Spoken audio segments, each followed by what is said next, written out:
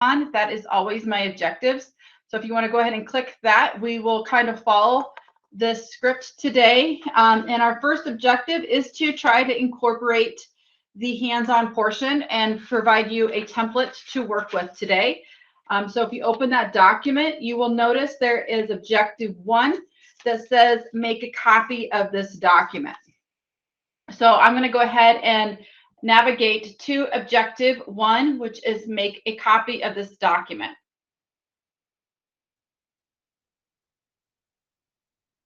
So you can scroll down and go to make a copy of this objective, or you can use the outline mode to navigate throughout this document today, which I strongly encourage because it makes it quick and easy to navigate to all the objectives that we have today. I also should say this could go long. Sheets it's pretty robust, and I want to make sure I articulate correctly. So if I do go past the time limit of 2:30, feel free to jump off. No worries. Your time is your time. However, please know that I'll just continue on and try to stay at a decent pace today. So this will be recorded, and you can go back to the portion that you might have to pop off. So just with that, I'll let you know. So objective 1, make a copy of this document. So you can go ahead and click on the highlighted red font and click on the hands-on activity advanced Google Docs. Once you get there, it will give you an option to make a forced copy. And what we should do is just go ahead and click on the blue button to make a copy. What we're doing here is just getting a template so you can mirror exactly what we're going to do today. So the script will follow along. It won't be cumbersome for you. It should be the exact same formulas and so much more. And you'll have the same exact view instead of trying to mess with a sheet that you maybe already have different things set up. But this is just a great way to mirror what I'm doing today and let you learn and mess with something that you're not worried about hurting, right? So the first thing we should always do when you make a copy or when you create a document or sheet on the go is to always name the document and make sure you put it in a good folder infrastructure. I've done this many times, so I'm just going to quickly do that. I'm going to rename this document just so I know what it is. And I always go up to the folder icon and put it in a location that I would be able to find it. So in this case, I already have a Google Sheets training folder.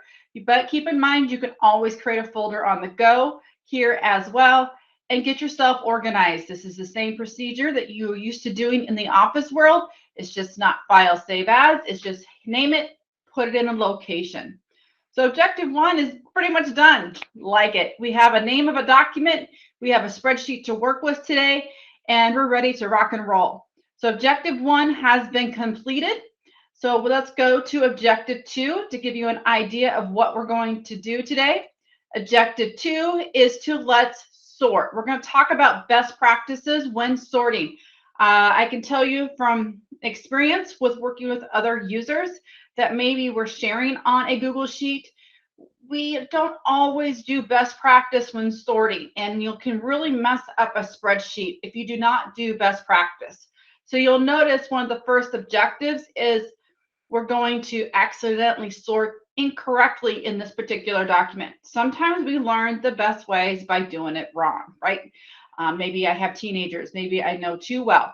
But what we're going to do is we're going to do it incorrectly in this particular example. Now, it's not always incorrect, but you need to know what kind of data you have.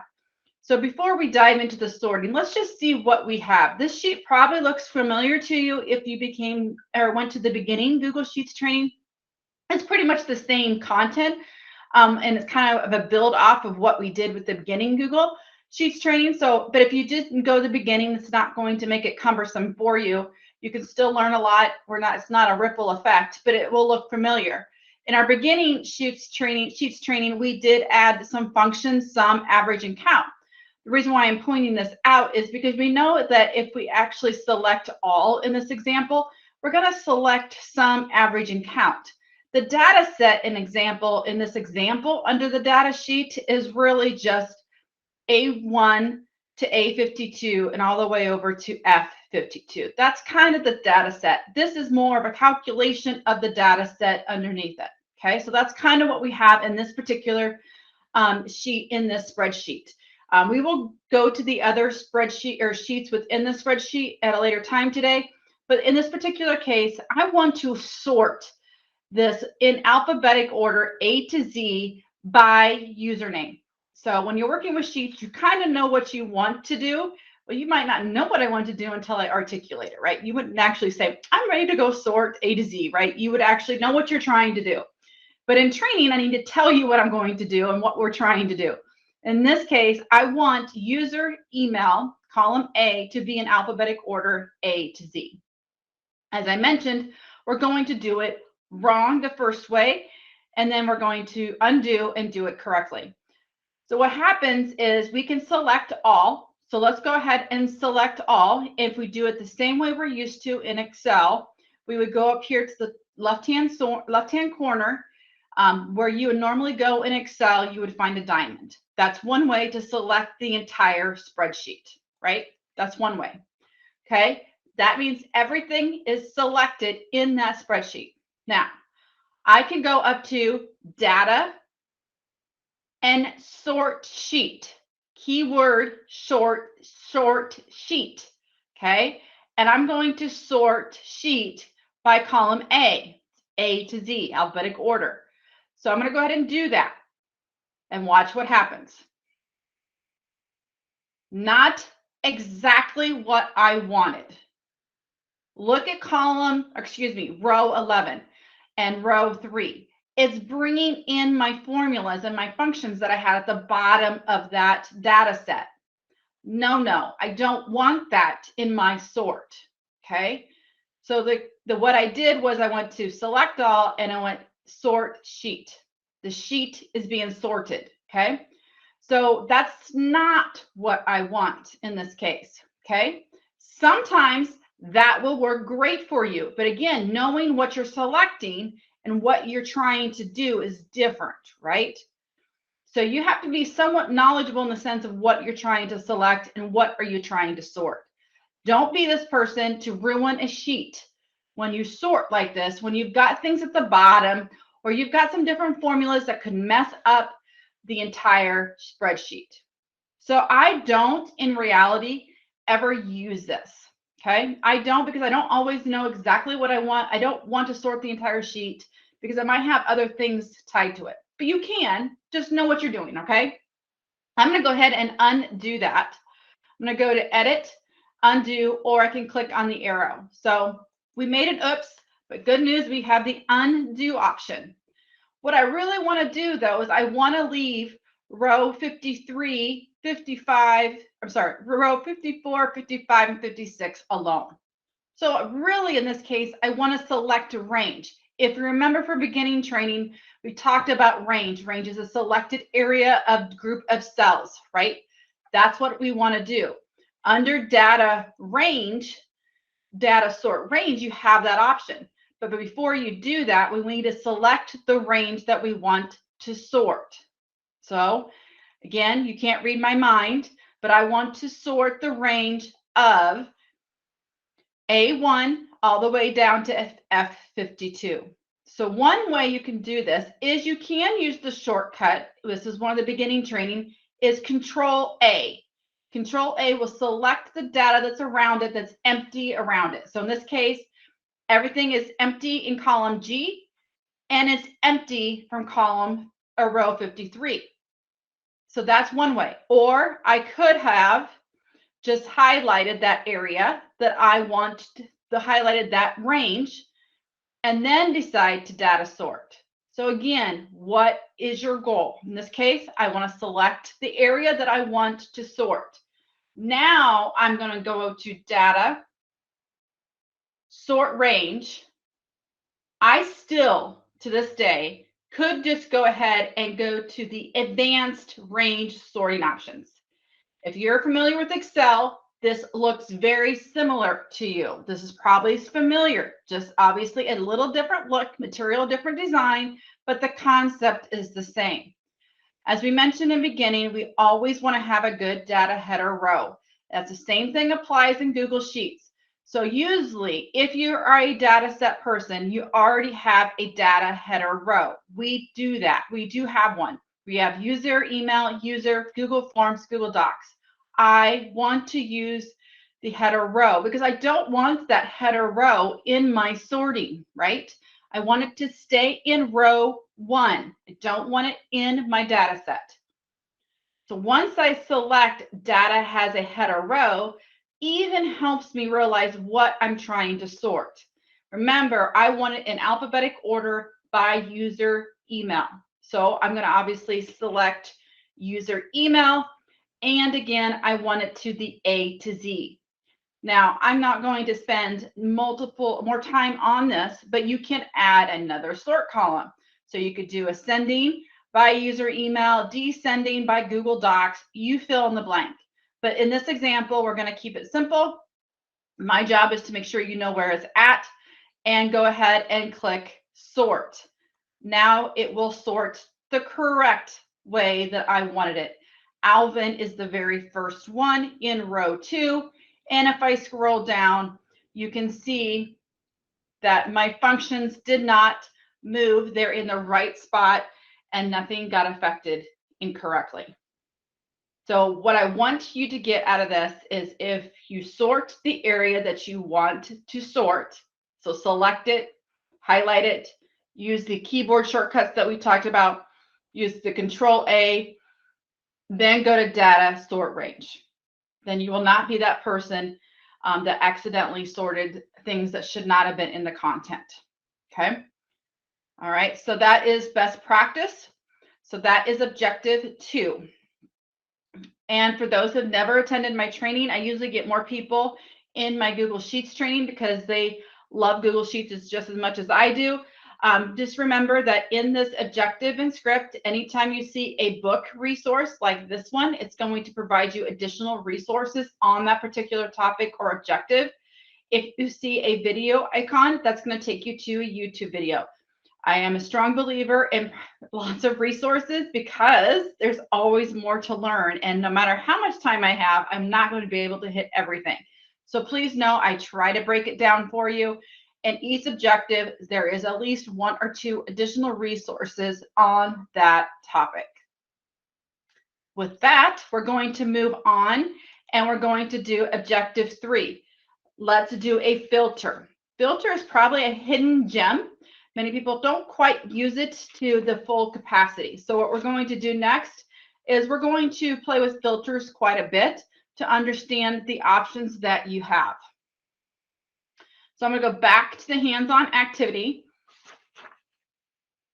And you will find a lot of times today, I will just use the Control A option to select the criteria that I want to filter, fill in the blank, sort.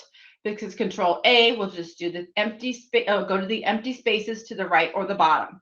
So in my case, I'm just going to go ahead and hit Control A, which is select all, and it selects the data set in my particular Google Sheet, which it should do the exact same thing if you're working on this exact same spreadsheet, but your own copy. Okay. Now that I've selected the data set, what is it that I want to do next? In this case, I want to create a filter. Okay. So what we're going to do is we're going to go to data, and you will notice there is an option to create a filter. Go ahead and click create a filter if you're trying to follow along. If not, just sit and drink your Diet Coke, whatever it is. Now, when you are creating a filter and you have collaborators on it, so let's say, example, if Jolene was on this document at the same time and I decide to filter this data, it's going to change the view for her. Okay, so be careful with creating a filter, or you just have educated people on that document. Okay, they need to at least see the visual indicator that you have a filter turned on. What is that filter that's turned on? It's the green tornado is what I call it, the funnel, right? Think of it, a funnel is actually filtering, cleaning out. What is it you want it to come through the funnel? Okay, however way you want to visualize, remember that. But now you can see the visual indicator is I have a filter on column A, B, C, D, etc. Do not have a filter on G, do I? I just have a filter on those 3 rows. Okay, so let's go ahead and do a filter in this particular data. In this example, I just want to look at Mickey Mouse's data. I want to look at Mickey Mouse. Okay, that's all I want to look at. I could just go down to that row and find it.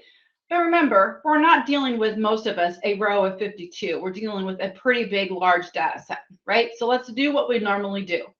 So I'm going to go ahead and click on the funnel, tornado, whatever you want to call it, under the user email, and you will see a drop down. Be familiar with this screen, okay?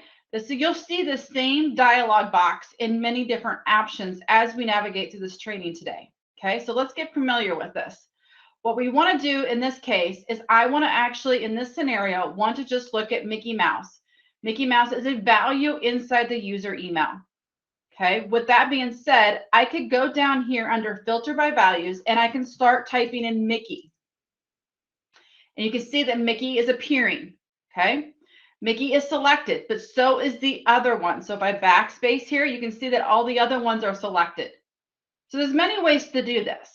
I like to, when I try to individualize a filter, I first will clear the filter. Okay, I'm going to clear the filter. Nothing's selected right now. Notice that there's no check marks next to Alvin, Bart, and Batman. No check marks. Now I want to select Mickey. I can obviously scroll. I don't trust my eyes very much. I'm just going to go ahead and start typing the word Mickey. And there's Mickey right there. Now I select Mickey, and I will now have a check mark next to Mickey. Okay. So now I'm asking Google to just show me Mickey Mouse's data.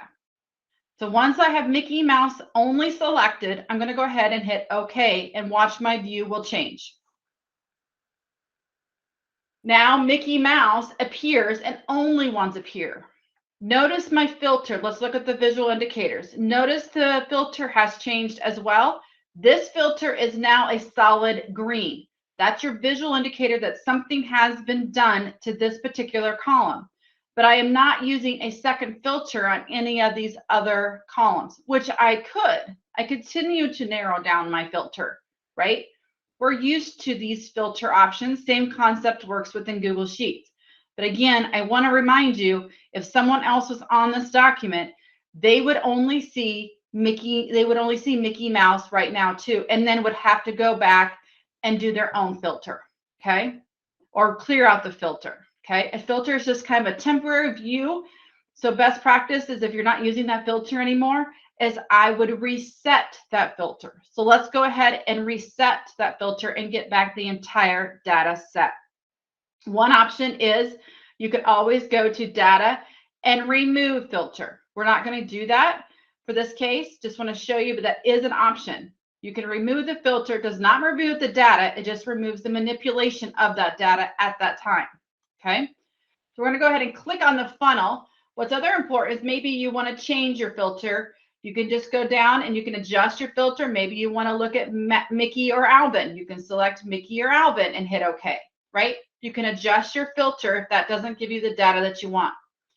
One other way to reset this is you can just go ahead, and since we know that column A is the one that has the current filter manipulation on because it has the green funnel, I'm going to go ahead and select all, and I'm going to hit OK.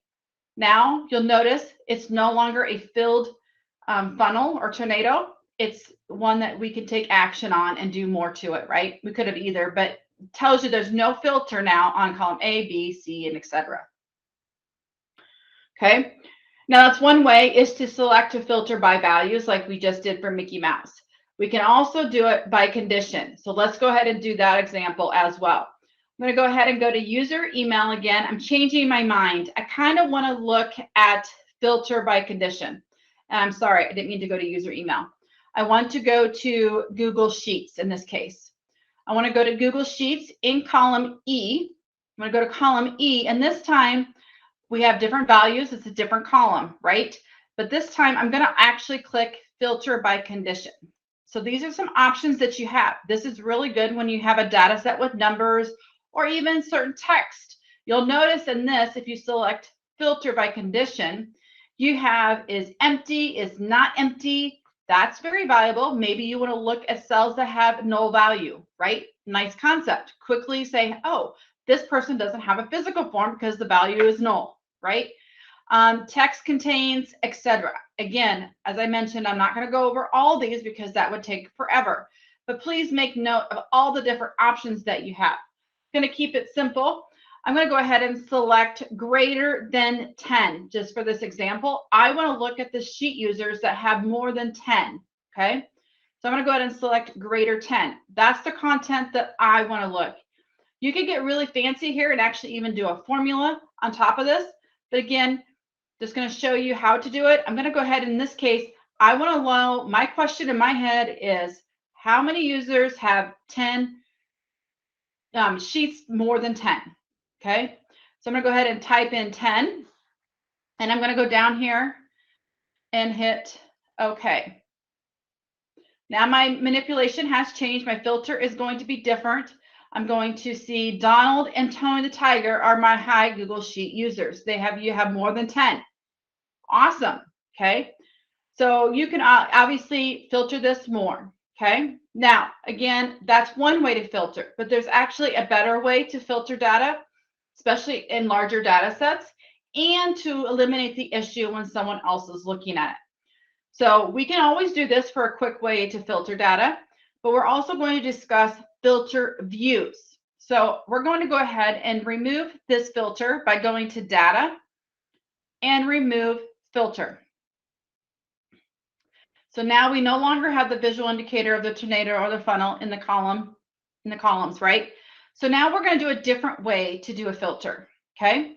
So you should always select the range. It just seems faster knowing what you're selecting because you're in this area. You know what you want to, what are you trying to filter? So we're going to use filtering still. We're still going to manipulate the data. However, we're just going to do it a different way. So I'm going to go ahead and hit Control A again to select the range of A1 to F52 because I know by now, because I've looked at this data sheet quite a few times. I'm going to go ahead and go to Data. And you'll notice under Create a Filter, there's an option to filter views. I want to go ahead and create a new filter view. This is very helpful when you are manipulating several different rows, right? Or columns. You may be filtering so many different columns, right? This is the criteria that I want to look at. Column A has one, column B has one, column C has one. It's just a very, very tedious process, right? And now you're saving that filter the way that you want it. Not only that, is even view access people can create these filter views. Get them out of your data set and messing with your filter data. So it's like adding a second layer on top of your particular sheet. It saves the content. It just allows them to manipulate the data on how they want to look at it. And then it saves that view so you don't have to recreate it. So maybe, for example, you're looking at a budget report in May, and I have to do the same thing in June, and it takes me at least 15 minutes to create that filter view. And now all I have to do when I go to June, I select that budget review, filter view, and I look at it. I mean, talk about huge time saving. And you get to have it view access people that don't really should have edit rights to that document, but they feel like they need to, but they don't really need to when they need the filter views to be able to adjust the data the way they want to look at it. So this is more powerful in my humble opinion, and you can see why. So first thing you do is you got to name that layer, name that filter view. So we're going to go ahead and name that filter view if you're following along, you could do it. It's called greater than 10 slides. So now we're kind of changing hats, right? We want to look at slides. Who is my slide user? Okay, so now we've named that extra layer.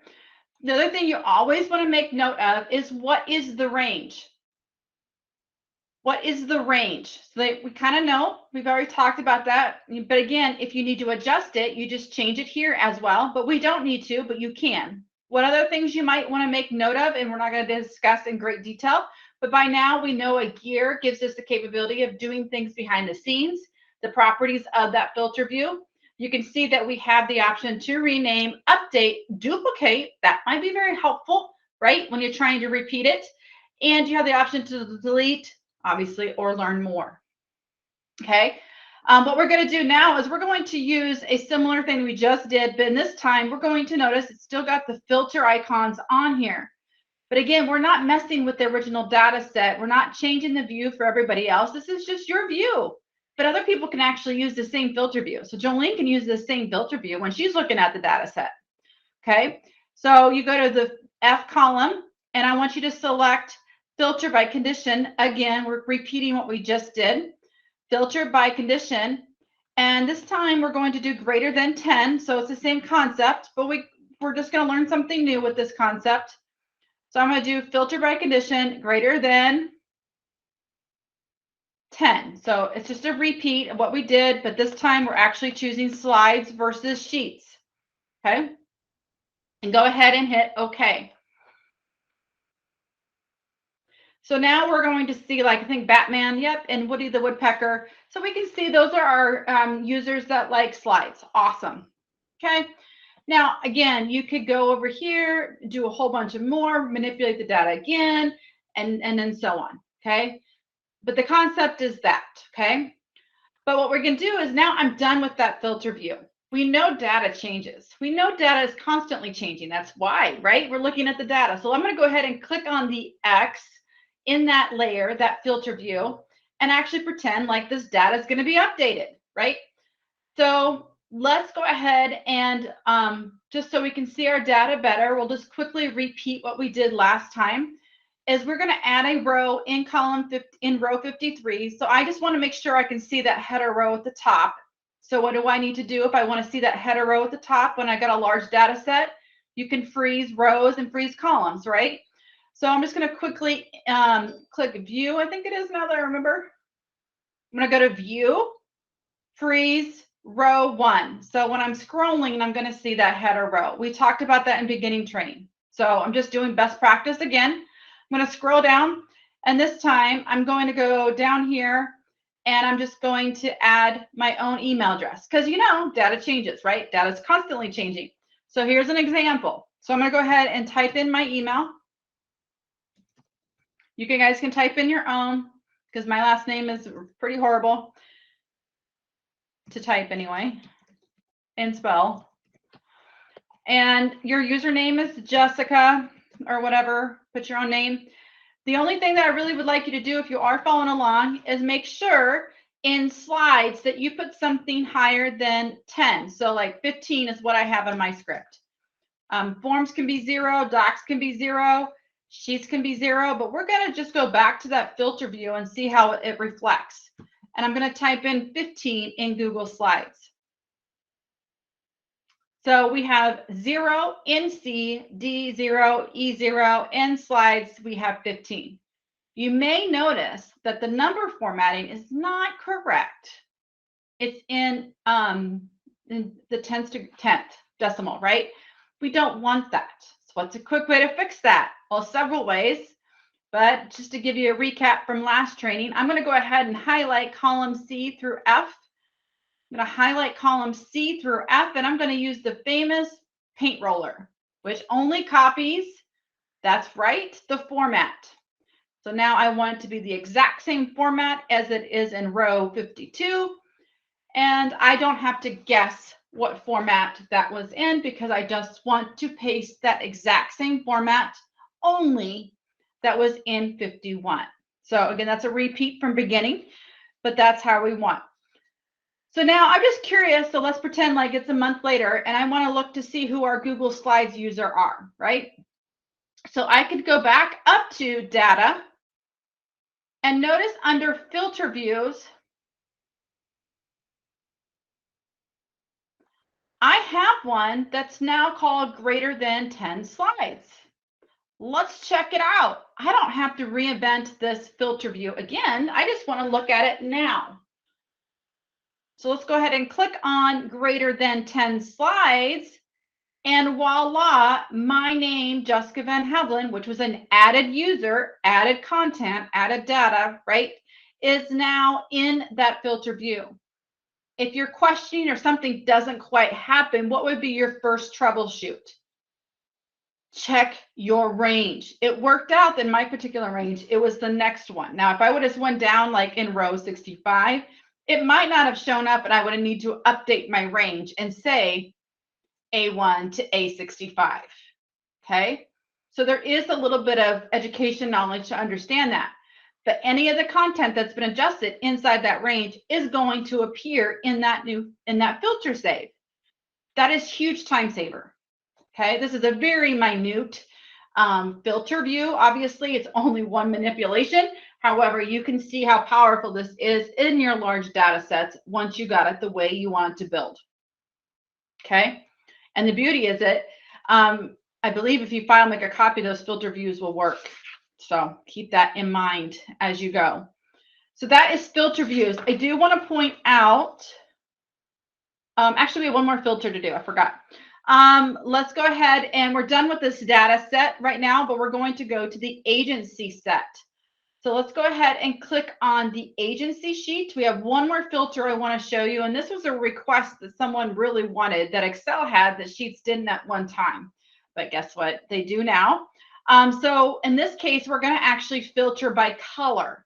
Color is used a lot in Sheets. Red means something, green means something, yellow means maybe, you know, whatever, like stoplight, right? Many reasons why we use color, right? It's a great visual indicator. It might be something wrong with that cell, or that cell needs some action to it, correct? We all use color. In this example, red means non-active account user, green means active user. It's great. I can quickly see that we have a lot more active users than non-active, right? So I want you to go ahead and do Control A in the agency sheet, Control A. And this time we're going to do just another filter view because that's kind of best practice, right? I'm going to go ahead and create a filter view here this time and create a new filter view. And this time we're going to call it not active. We're going to name the filter view because that's good practice. We're going to go ahead and name it because we're going to reuse this again next month. I'm going to go ahead and type the name of it, not active. And I'm just going to also cheat and just type in the word red. So it's kind of another visual for me. What kind of filter this might be. Notice the range is A1 to F52. Same thing you just saw, but it's going to be using for this sheet, right? We're using a filter view for this sheet now instead of the data set sheet. So what we're going to do is filter by color. Well, the only column that has color is column E. So that gives you a hint of where we're going. You'll notice we'll go to the column E. And one of the other ways you can filter is filter by color. So you can actually see filter by color. You have an option by text color, but this is an example. I don't have it by text color. Okay, but you obviously, if you had different text meaning a different thing, you could do that. In this case, I want to actually filter non-active users. In this case, in this data set, red is my non-active users. So I'll go ahead and select fill color red. And now you can see what happens. Now I'm just looking at the colors that are red. This particular data set does have the feature of conditional formatting, which we did in the last training. But conditional formatting is if I change, in this particular set, if I change Bullwinkle to yes, it's going to automatically change it to green. That's conditional formatting. So that's what we set up in the last training. But so now it didn't change my filter view. We're kind of concerned, right? Well, we just probably need to remember it's web-based. You'll just need to refresh. Since you made a change on this screen, it just needs to refresh and Bullwinkle will not appear anymore on that filter view. Okay.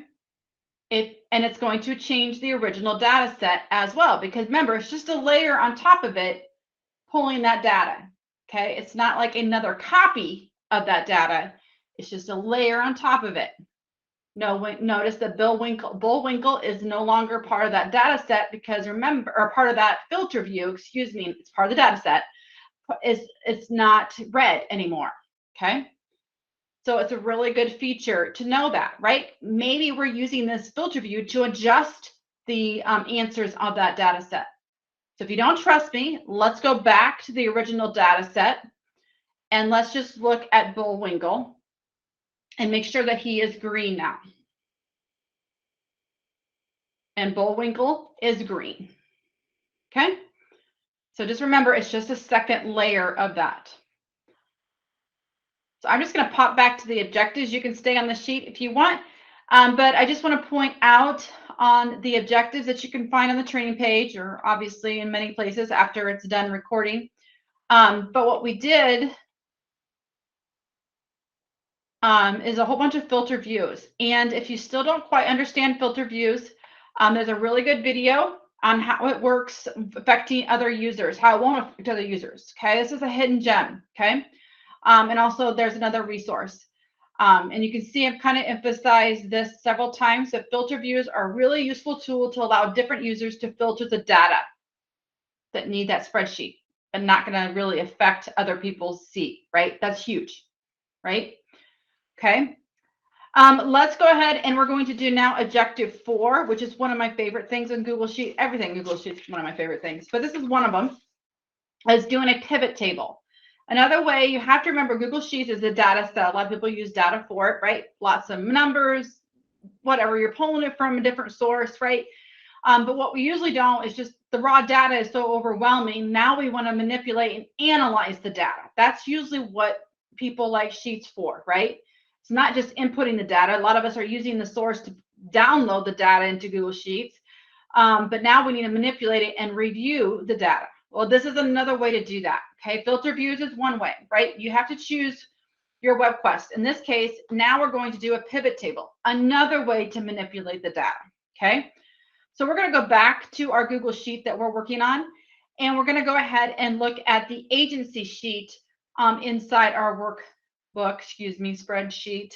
And we're going to ask ourselves some questions. Someone's asked you as a supervisor, how many users per agency? How many users per agency? We could use a function. We could do some of that. That's fine. There's actually an explore option we could use. There's, again, multiple ways of doing something. But I want it now, and I don't want to try to like skim this, print this, do it the old school way, right? The question is, how many users per agency? I can give you that in 2 seconds. Okay, we're going to use a pivot table to answer that question. Okay, so let's look at our data sheet. We have in column D the agency name. Okay, there's one of our answers, agency name, and how many users. What's a unique identifier in this case? Email is a unique identifier. No one has the exact same email, right? We have the agency name, and everybody has a different email. Okay, first name and last name, a little scary, right? It could be 2 Jessicas in the world. That'd be kind of scary, right? But there's no 2 jessicavanhaviland@iowa.gov because we can't have 2 email addresses. So you got to be careful. You have to understand your data set, right? So the question again is how many users per agency? Okay, so I'm going to go ahead and select all again, Control A, always good practice. And now we're going to go to insert. So if you ever used pivot table before, it was under data and they had to mess that up and change it, but it's under insert. Under insert, you have the option to do a pivot table. I'm going to go ahead and do pivot table. It kind of tells you just what we did. You can see it saved us time. What's the range? I already got that covered, right? If you did Control A, it's already selected that. If not, you can always click on this icon, go select the range, or type in the range if you choose to. I don't prefer to use it in existing sheet. You can. There are times that it's useful when we're doing slicers, which we'll do in a little bit. But sometimes, in most cases, I just go ahead and create a new sheet inside my spreadsheet. So that's what I'm going to do because I need more real estate. I like the screen size. So then it's like putting a puzzle together. So here's this pivot table. You have rows, values, and columns right here. Notice you have row, columns, values, and filters, okay?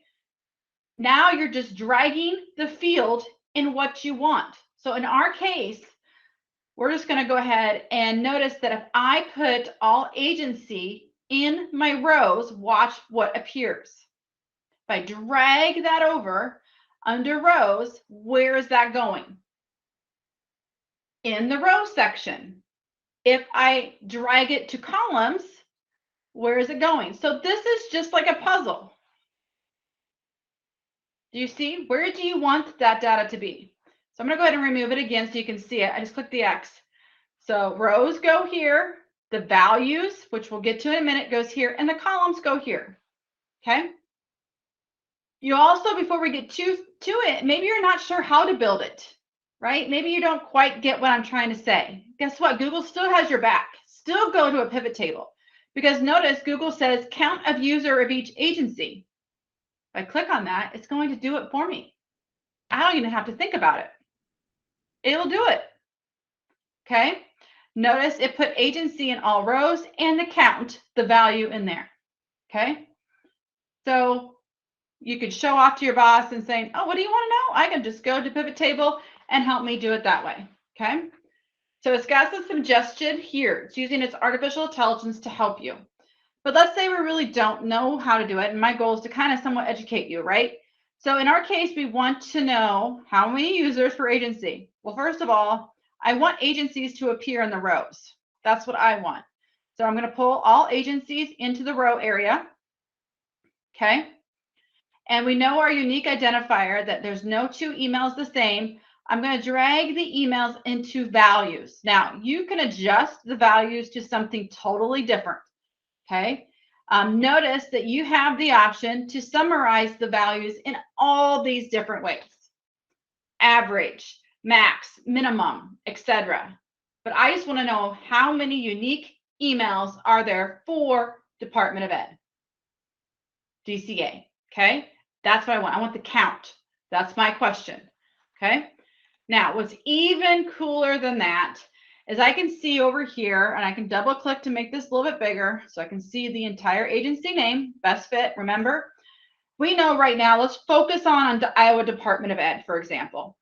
Iowa Department of Ed is our largest user in our data set, 15.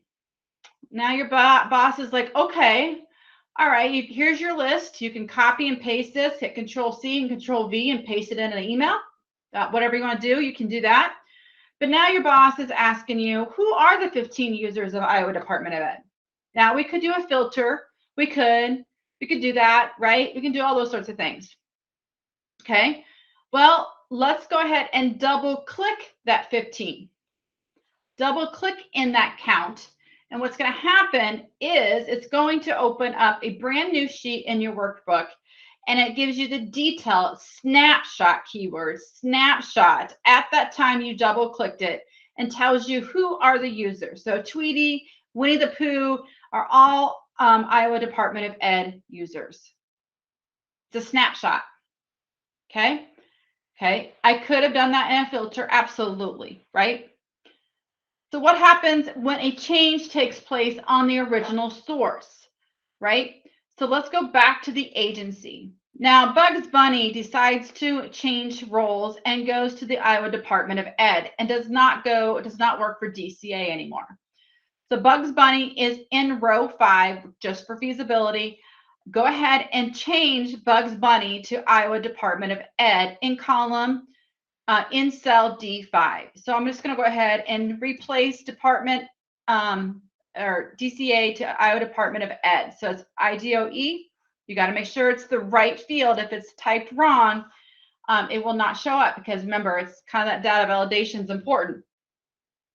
So it should be IDOE and it should pop up. If not, just go copy in Iowa Department of Ed and adjust the original source. The original source of that pivot table, that range was A1 to A52 or F52, right? So I'm going to go ahead and hit return. And now Bugs Bunny is part of the Department of Ed agency. Now we know that 15 was the original count before I added Bugs to the Department of Ed. So let's just go to the pivot table. Do you think I need to run that pivot table again? No. He is in that fifth. Now it's changed to 16. Okay. It's 16. Automatically did that. Okay. Now I remember this detailed report that I double clicked earlier on 15 does not show Bugs Bunny, right? That was a snapshot. That was a snapshot. Now, if I want to see a new updated report by double clicking that now 16, I can double click it and it will give me another detailed report, including Bugs Bunny. Now you can see that Bugs Bunny is included because I double clicked the value that now is 16, not the value of 15. Okay. So it's a really powerful tool. I'm going to go back to the pivot table. We're going to do one more thing with the pivot table. Next question, your boss is asking you, what agencies have non-active users? So you notice I'm using natural language because that's really what happens. Someone's asking you about the data, and I want to know what it is. Now, your job as an analyzer is to make sure you can manipulate the data. So the question that you're getting now is, what agencies have non-active users? So we currently have agency, we have the count, but maybe a filter would be a good option to actually remember we have that data who are active and who are not. So let's add a filter to this particular one. Let's add a filter and let's go ahead and choose the field active user, yes or no. Remember, there's only two answers. Either they're active yes or active no. So I've been asked for the non-active users.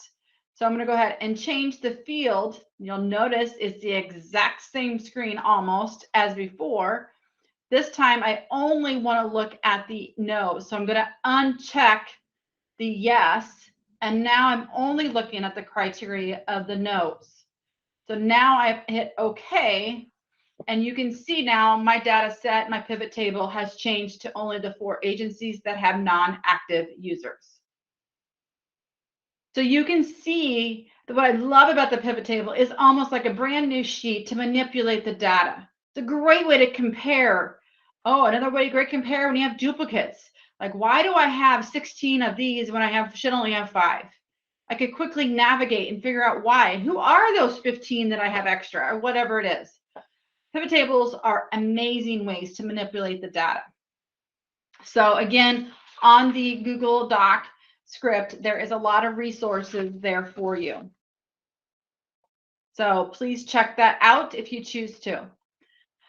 Now we're on objective 5. Let's explore and add a chart. So again, you can kind of see a theme here. We're here to look at the data and make it look pretty, or we're going to analyze the data. And you know what? Everybody wants it in a different format.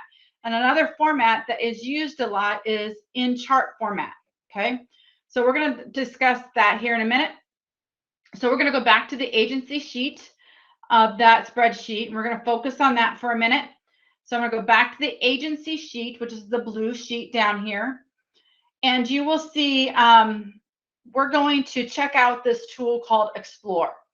So again, I like Explore, but one thing you have to realize is you have to kind of select the range to really help you out. Explore was known as research tool back in the day. You've seen Explore in Google Docs. It's also in Google Slides. They all do different things. But Explore, which is over here on the right, we'll talk more about it in a minute, but it's very important when you're dealing with spreadsheets to select the data again. It will give you a better analysis of what they are trying to look for, because it's going to use its intelligence, its artificial intelligence, but it can only read your mind so far. What are you trying to analyze? So give it some help. Give Google some help, right? So what are you trying to analyze? Well, I want to analyze the content on the spreadsheet, but sometimes you might only want to analyze one particular column. So ask yourself before you turn on the Explore is analyze what?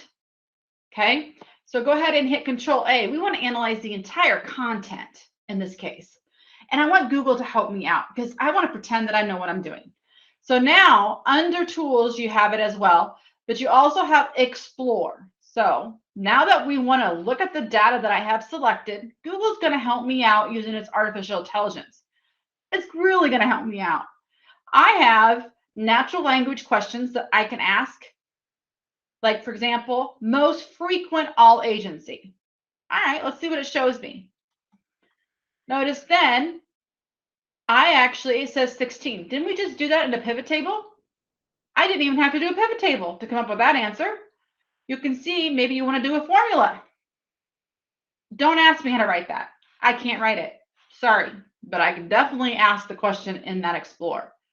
Okay, and then you can actually copy and drag. Copy that. If you double click in here and copy the formula, then you can paste it into a cell. How awesome is that? Like huge, huge. So there's a lot of options. And again, you have to be really kind of a conscious decision on what you're selecting, and it will give you some of that. Okay.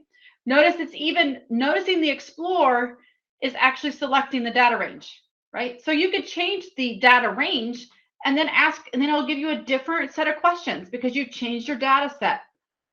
It's helping you out. This Explore is the most powerful tool inside Google Sheets. If you're really a novice user even, okay, because you can really answer a lot of questions as long as you know what range you have selected and understanding some natural language conversations. Notice the questions that I asked you earlier. How many agencies, right? Like that's what the questions you get from your boss, right? All right. Notice that there's a pivot table. If you never created a pivot table and you didn't feel comfortable with my training, go to Explore. See what Google is going to give you. It's giving you a pivot table. Okay. It's giving you lots of different charts. Okay. Now, and so much more. Okay. So be aware of that. Okay. So I'm going to go ahead and close Explore, but just know that you can ask it some questions, you can edit the range and so much more. Okay. Lots to it. Lots to it. The other thing you can do is you can always insert a chart as well. Okay. But I'm going to be humble and honest. Charts are not my thing. They're not my thing. I don't do charts very well. But what I do is I cheat. I look like I do know how to do charts. So I'm going to actually, I want a chart. I want a pie graph.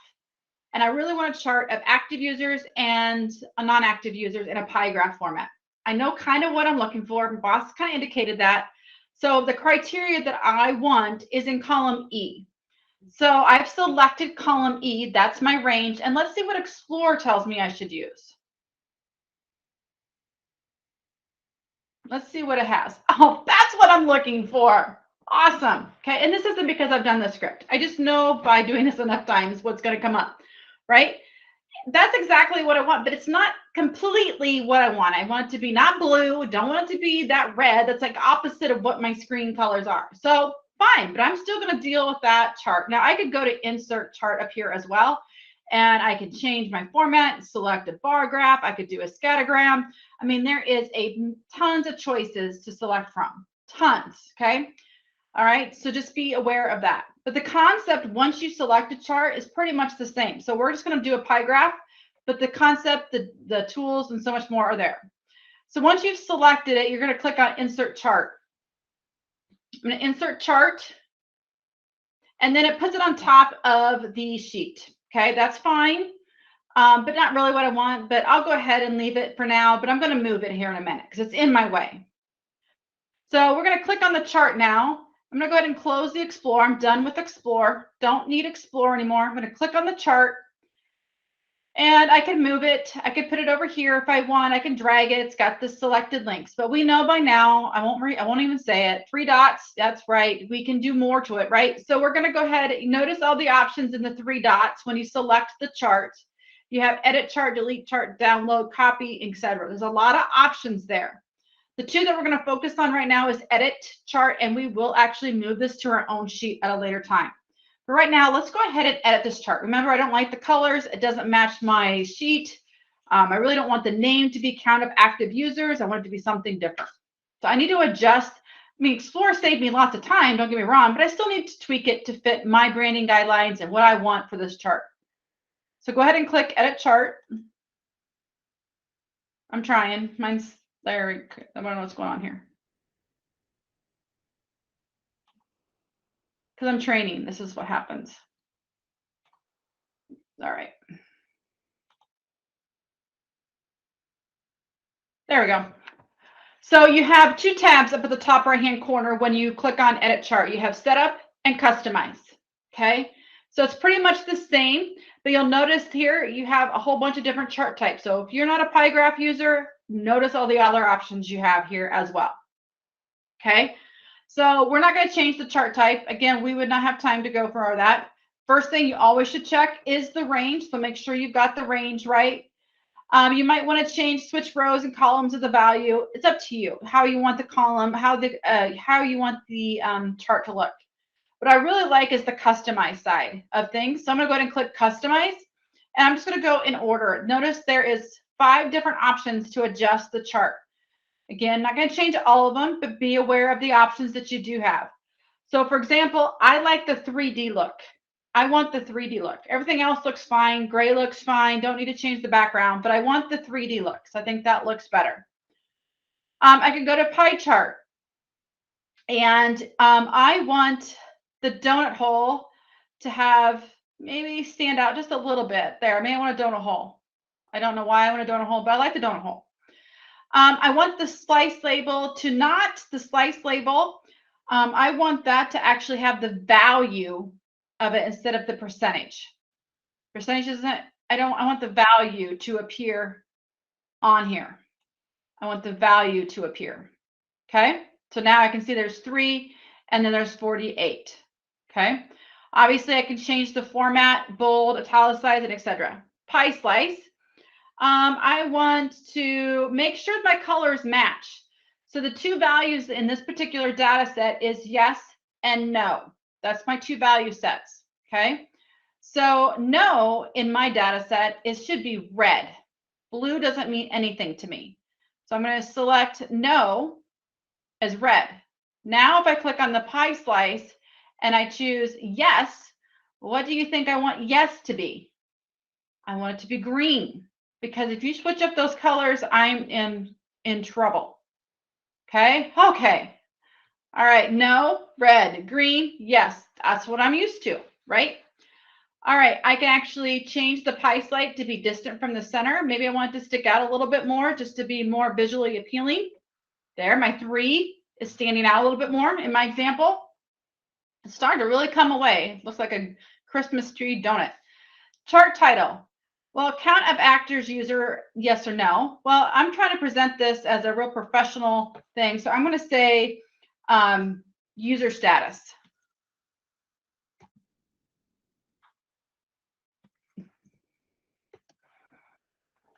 So I have user status, not stats.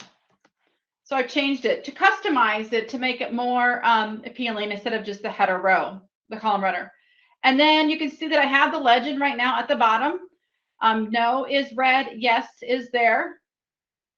But I could move that legend to the top, bottom, wherever I want. Okay. I like it. Looks good. Not perfect, but good enough for now, right? So now, but the other thing is now in my way. I want it out of my way. So that's great. So what I'm going to do is actually click on this new Christmas tree donut, and I'm going to click on the 3 dots. And I really love the option to move it to my own sheet. Now, we learned terminology in the last training. Move to own sheet. Now, whoo, like it.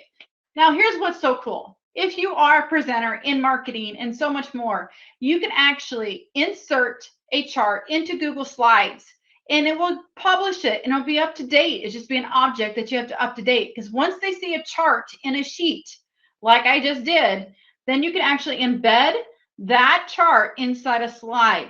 Okay. And it'll be real time because you'll just click update. Once the data set's been updated, this chart will be changed. Okay. Really cool. Really, really cool. Okay.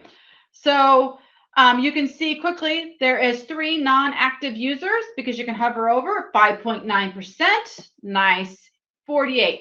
And obviously by now, if you haven't seen a common theme, if I would change the user in the original data set, which is the agency, it would change the chart. Right. Okay. We getting that common theme. Okay.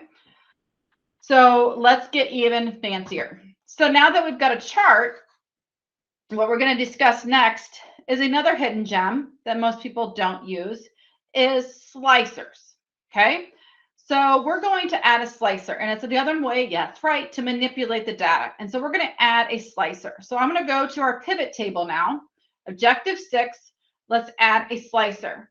So we're going to go to the pivot table, which in my case is pivot table 4 in my spreadsheet. You would then see that I can, I think if you clicked on the pivot table, go ahead and remove the filter. Go ahead and remove the filter option by clicking on the X. We're not going to use the filter active user yes or no. Okay, so I'm going to go ahead and remove that. So we should be back to that screen. So right now all we have in our pivot table, just to give us exactly what I want to do here, all agency in rows, and values, user email, and filters is blank right now. So that's what we have. And if you don't, it's not going to be the end of the world. It's just a one-time little training here regarding slicers. So with that, let's add a slicer. Pies and slice. That's funny. Okay. Insert, no. This is where Google throws me off here a little bit. Data, you have an option to do data, add slicer. Okay. And you notice the icon is very similar to, that's right, filter views. That's what slicer is. It's a way to filter your data, slice your data, manipulate your data. You figure out what terminology sounds good to you. So notice then what range. Well, this time I didn't do best practice in the sense of selecting because I kind of know what's going to appear. Google's actually helping me here.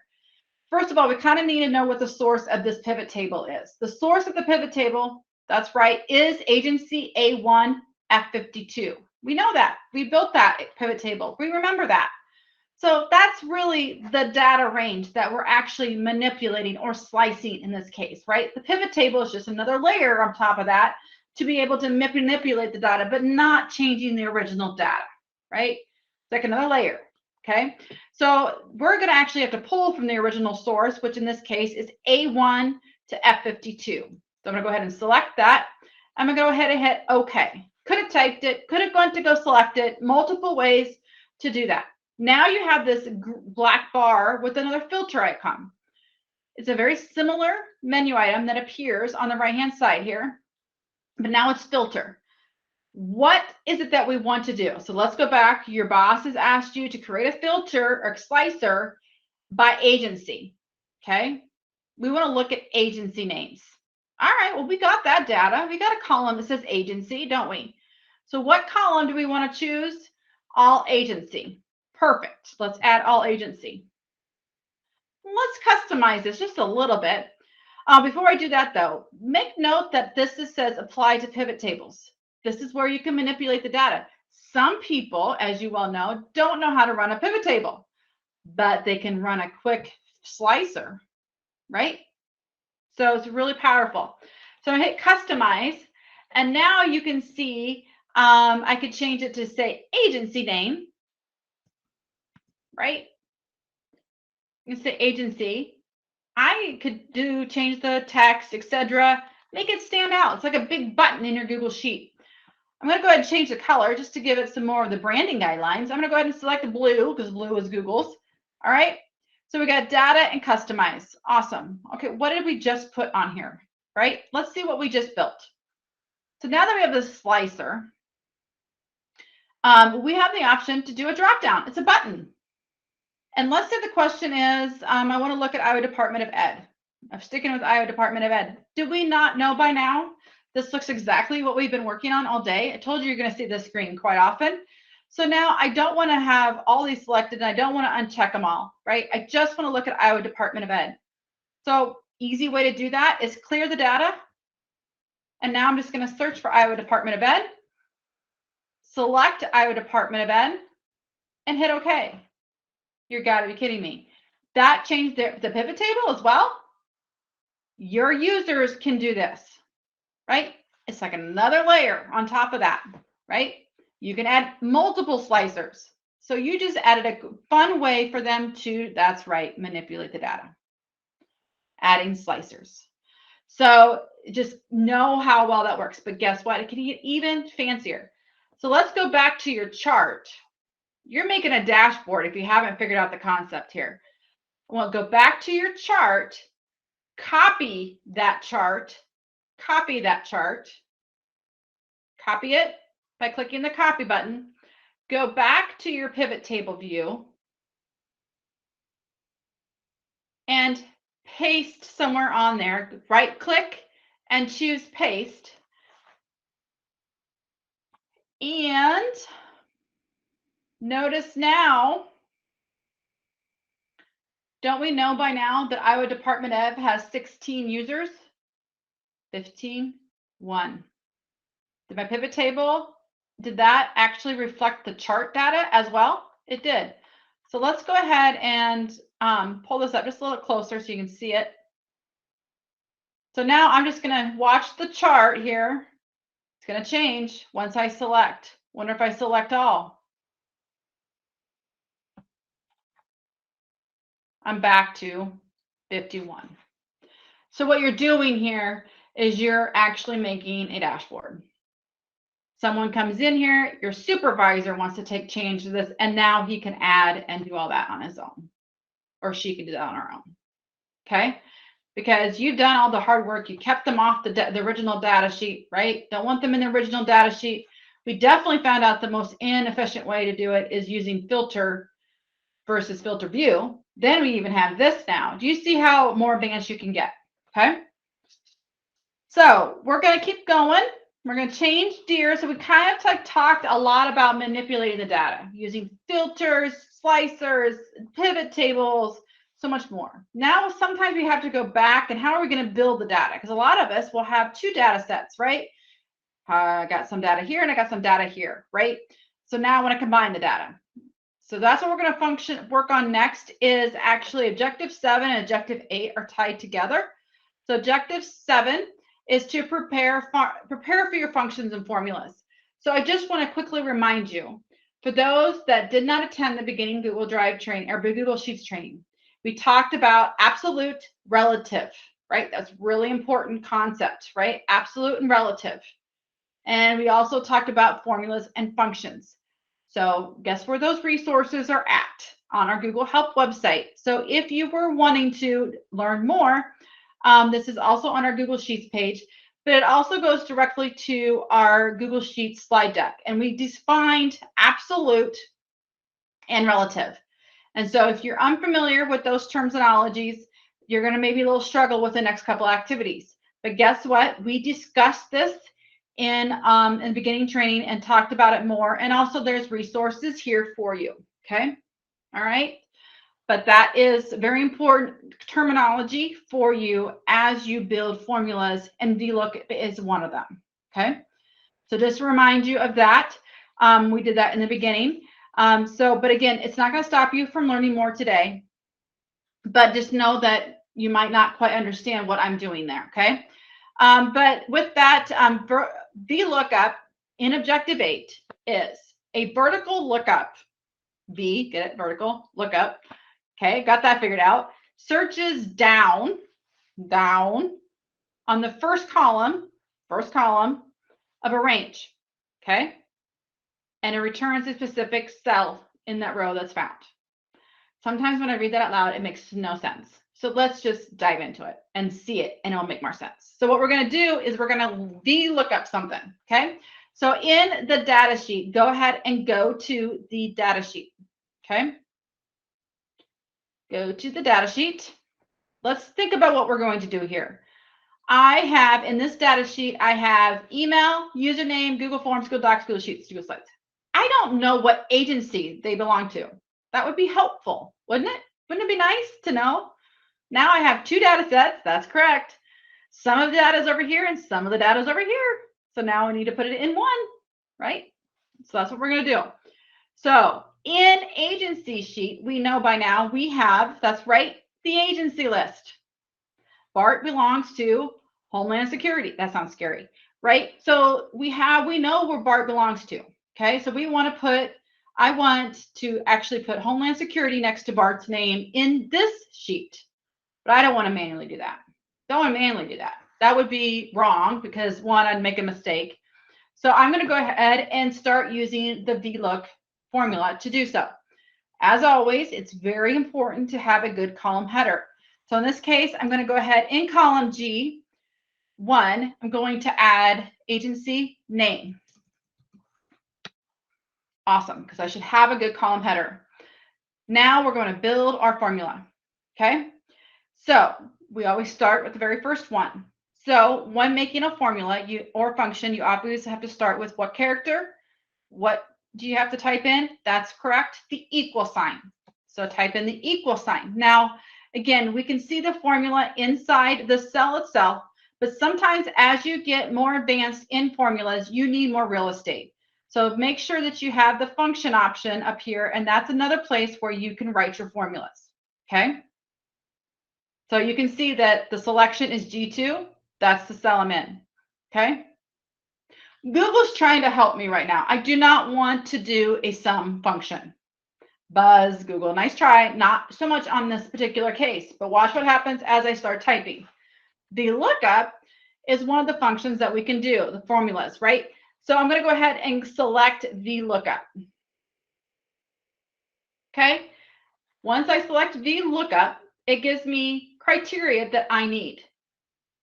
I know by now the unique identifier in my two data sheets are what? The user email. There's no two Jessica Van Havelen emails. We know that by now, right? So that search key in my example, in our example of data sheet that is unique and is in both data sets is the email address, right? Very important, okay? So I'm going to go ahead and select the search key, which in this case, we know there's an Alvin and Chipmunk in the agency sheet. Awesome. So I'm going to select A2, okay? Then I need to select the range. Well, I'm not looking for something in here anymore. I need to go to the agency sheet, okay? So I'm going to take my mouse, select the agency sheet down at the bottom, still actively in my formula function. And I could type it, but I like to kind of see what I'm doing here. I know that I have in the very first row, very first column, this is very important for VLOOKUP. The very first column has to be what you're searching for. So if, for example, if user email was all the way over here, I'd have to start in column G. The VLOOKUP function has to start in the very first column in the range that you're searching. So keep that in mind. That is why I have user email in column A. Won't work. It will not go this way. Okay. So I'm going to highlight column A, B, C, D, E, F. I don't have to have E and F.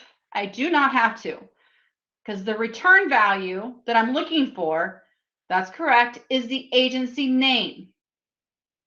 Now, I cheated in a sense.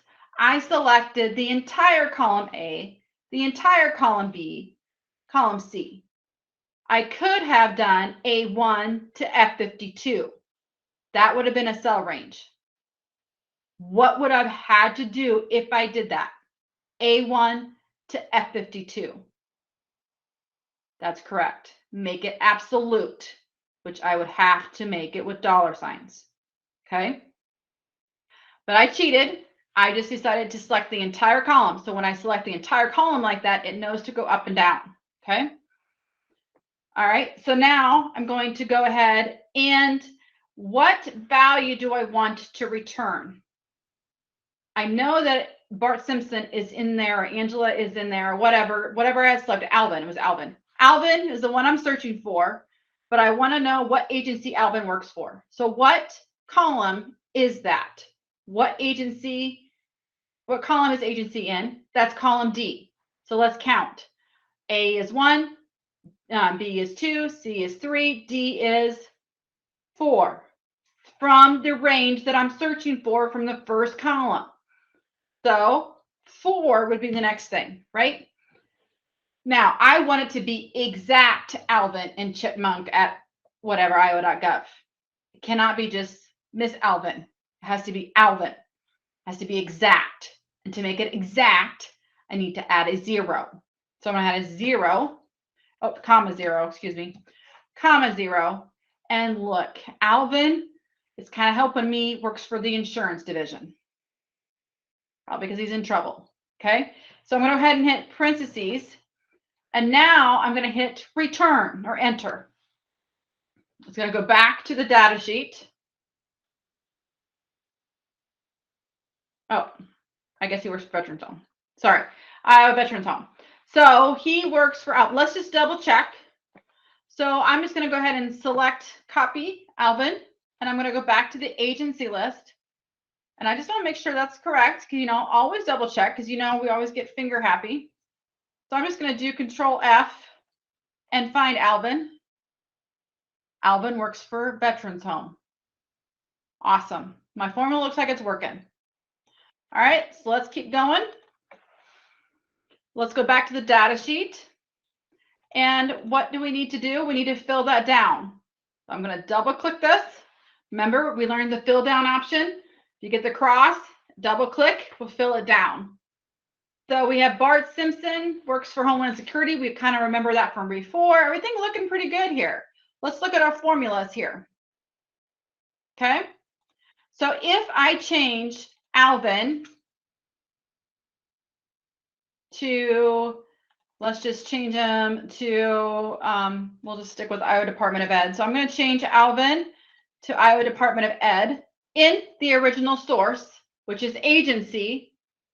Then you'll see that Alvin now on my source, because I kept it formulas, notice it's still a formula, Alvin now has changed jobs and works for the Department of Ed. Okay. Now, what I meant by absolute, though, is what happens, you guys just don't try this, just watch. If I change this to A1 to A52, oops, A1 to A52. All right, I'm going to fill this down. This is a mistake many of us do.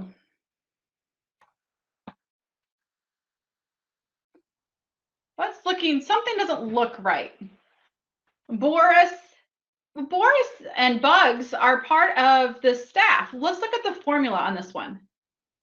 A7 to F58. It's being relative. It's going down, right? Well, I really wanted it to stay at F1, F52 the entire time. Remember the key word, absolute means locked. The range should be locked.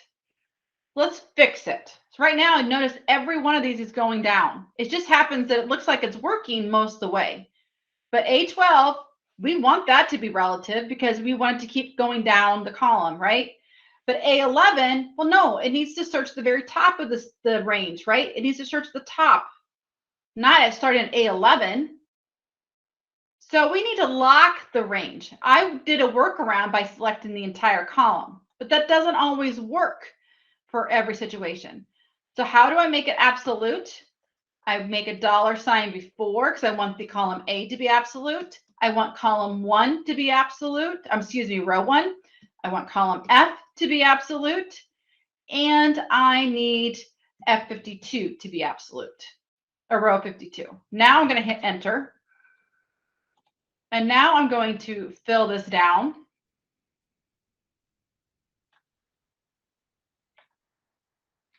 And now I do not have that issue. Let's go down to Bugs, because we know Bugs was an issue earlier.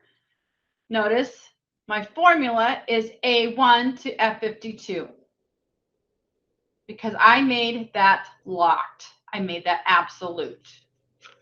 So that's really important to know. Okay.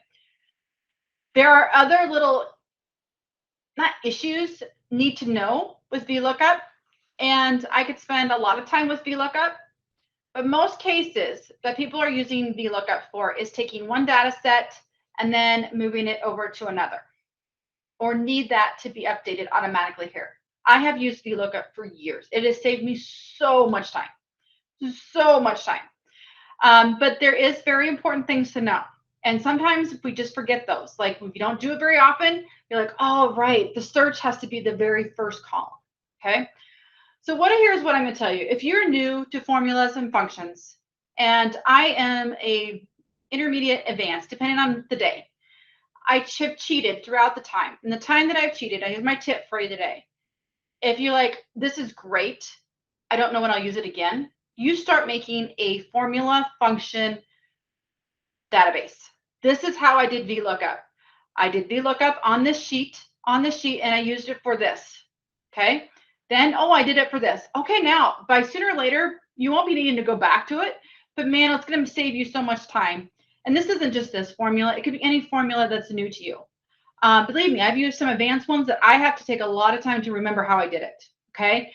So it's just a good resource. Keep track of those as you go. And this is why I gave you a sheet. You can mess with it. Like, oh, what happens when I do this? Mess with it more, okay? Also, I'm going to be humble and honest again.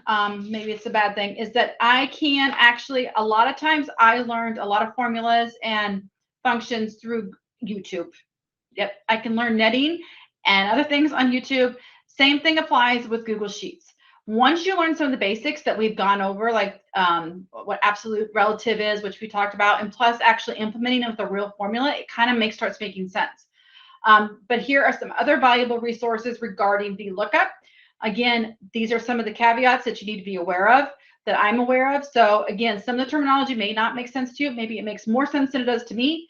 But please make note that there's additional resources and other ways to practice it to understand some of the why is this not working on my sheet. Okay. I promised you I'd go over, so I didn't lie.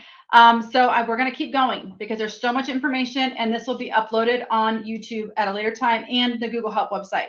So those that need to pop off, it will be posted shortly. So let's keep going. We're on objective 9 now. Let's make this look fancier. Objective 9 is conditional formatting and alternating colors. This is just a quick one, but it's kind of a fun one. So let's go ahead and go back to the spreadsheet. And let's go to data sheet. Let's go to the data sheet. And we have a nice looking sheet, right? This is very presentable. It just needs a little flair. It needs a little flair. So let's actually add this is a more of advanced conditional formatting, more than we did the other day. This is more like if something is, hold on a second.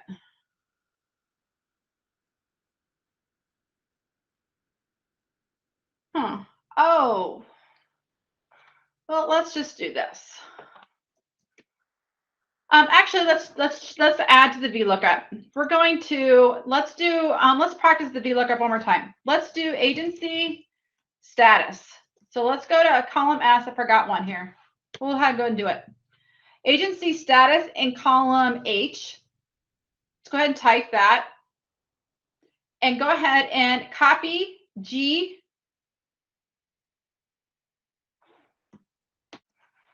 G2, and paste it in H2. And let's fix the formula. Okay, so we cheated. So we've copied what's in G2 into H2. Okay, first of all, let's double click that cell. And let's look at what's selected. We double click, things are highlighted. Okay, so in this case, A1 is the actual search key, right? We know that A1 is the actual search key. So we want to search Alvin Chickmunk email. So we're going to change B2 to A1. Now, this might depend on you, depending on what you have. But if you're unsure, you can always go back and find that range. So I'm going to go ahead and just do agency. And we're going to go ahead, select agency. I'm going to cheat again. I'm just going to highlight A, B, C, D, E, and F. Now, what we're returning now is actually column F, or E, excuse me. Oh, it didn't work. Oh, bear with me. So we're going to just start over. Start over. All right, VLOOKUP. Let's just start over because I'm messing up. In H2, you're going to hit the equal sign. We're going to return the values. We're going to do VLOOKUP. We're going to do this a little bit faster. What is the search key? Alvin. A2, comma. What's the range? We're going to cheat. We're going to go to agency. Doesn't always work, but it does in this case. A1, B, C, D, E, F. We can go all the way to F. Doesn't matter. But we know when we select the entire column, it's going to go back and forth. What value are we returning now? Well, in this case, I want to know if it's an active user, yes or no. So I'm going to go ahead and return the value E, column E, which is column 1, 2, 3, 4, 5.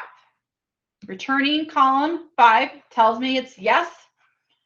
And then I want it to be exact. 0 is exact. Hit close the formula, hit enter. fill down, double click. So now, not only do we have the status and the agency name, now we're ready for, that's right, I apologize, I forgot that step. That's why I have a script, because otherwise it won't work. Ejected 9, we're ready to do conditional formatting and alternating colors. Okay, so why it was so important to do that particular formula is you'll notice the custom formula that we're doing is if it is red. If it is no, we're going to make it red. Okay, the entire row, not just the cell. Okay, so here's our data sheet, but I want the actual column, row, excuse me, to be entirely red, the entire row to be red when the status is no. Okay, I could actually manually do that, but that seems redundant. So first thing we usually do is we need to select the criteria that we want to select. So go ahead and hit Control A. I apologize again for that little fiasco, but considering how long I've talked, I think that's pretty good. So with that, now I'm going to go ahead and go to Format, and we're actually going to use conditional formatting.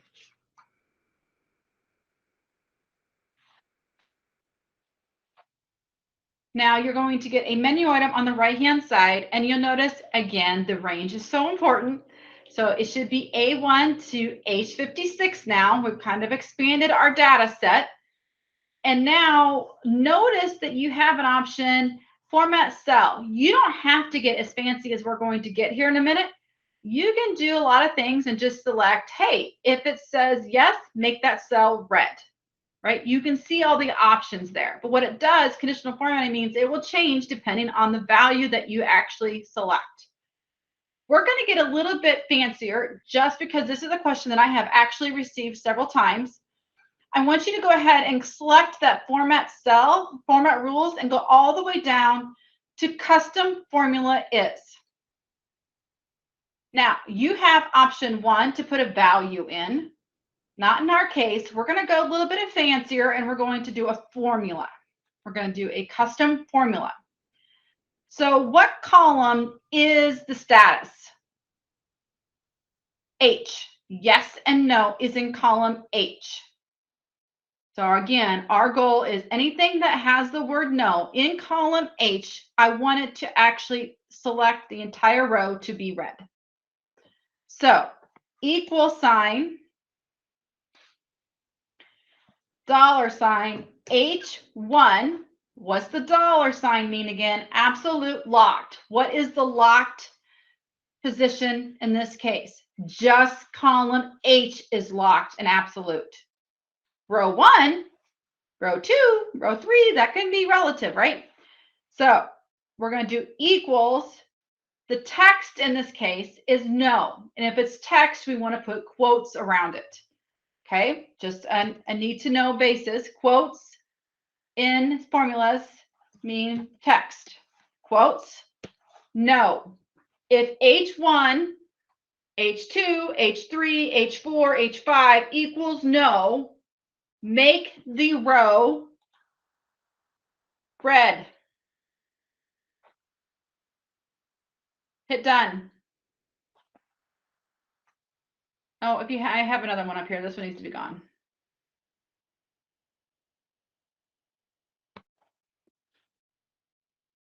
So if you accidentally got an extra one on there, because I don't know what I did, I must have gotten click happy. But if you guys got click happy, go to format, conditional formatting, and make sure you only have one. You can always click that and, oh, I did it again.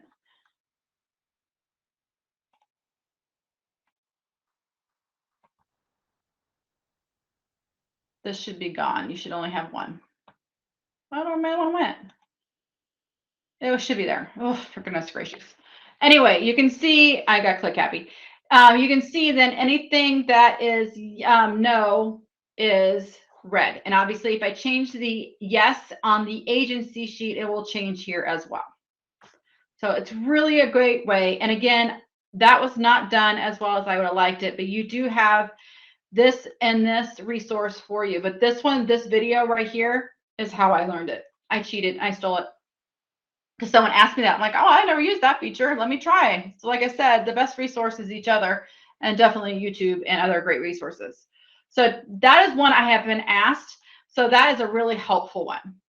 The other thing is alternating rows. This is a fun one because sometimes it just looks like a lot of data and you need that variance of color as you're in a spreadsheet. So what we can do is under format, you can actually choose alternating colors. And that just gives you another way to make your sheet visually appealing to your end user. So you can always do that. So you bring up format, again, under format, alternating colors. And this is where you can actually adjust to your theme colors, to your branding guidelines, whatever case may be. I'm not going to spend time on this, but I'll just go ahead and select blue, just because I like blue. And you select blue, and you can see that you have one for header, color 1, which is, alternating colors, color 2, and so much more. What I really like about it is even though you have the alternating colors on, that custom formatting that we did earlier with the conditional formatting with no equals red, that just made it work really well. Like it stays, which is really what you want. It trumps over the actual alternating colors. So you can go ahead and hit done. This is also available in Explore. I'll give you some tips on to use alternating colors. But again, this is really starting to look like a very nice spreadsheet, right? Starting to be very visual appealing for our end users.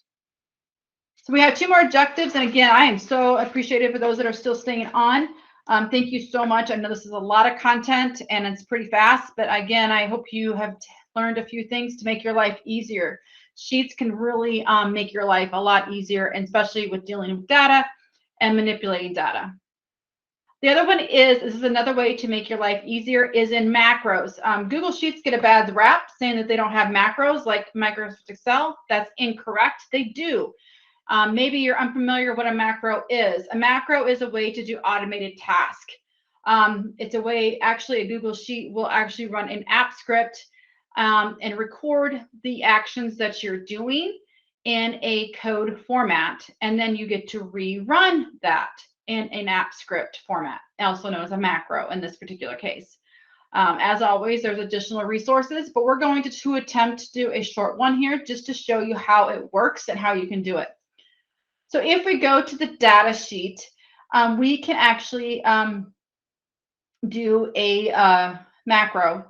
This is where one of those things that it's under extensions, which is a new menu item that we discussed in the beginning training.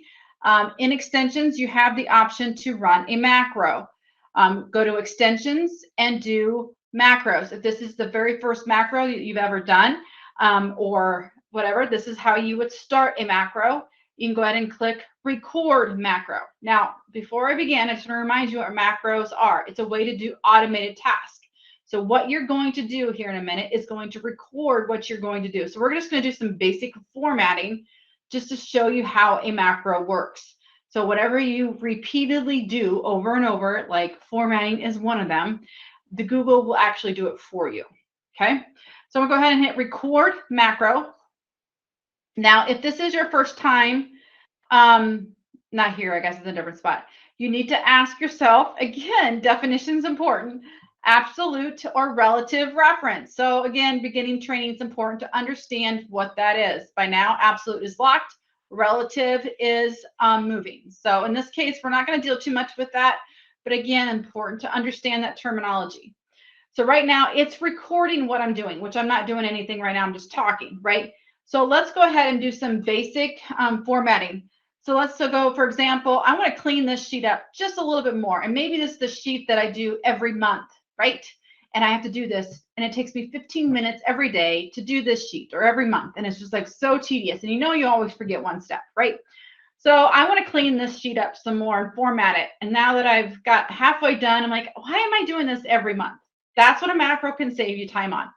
So I want to clean it up. I'm going to go ahead and select I, and I'm going to use my famous shortcut keys and go to Shift Control all the way to X, and I want to delete. Now, again, I'm being recorded right now, and Google's knowing that I'm doing all this. I'm going to delete column I through X. That's one task I don't want to do every time. The other thing I want to do is I actually want to bold the header row. I'm going to go ahead and highlight row 1, highlight row 1, and I'm going to make it bold. Awesome. Okay. Now I want to make sure it's best fit. So I'm going to double click best fit.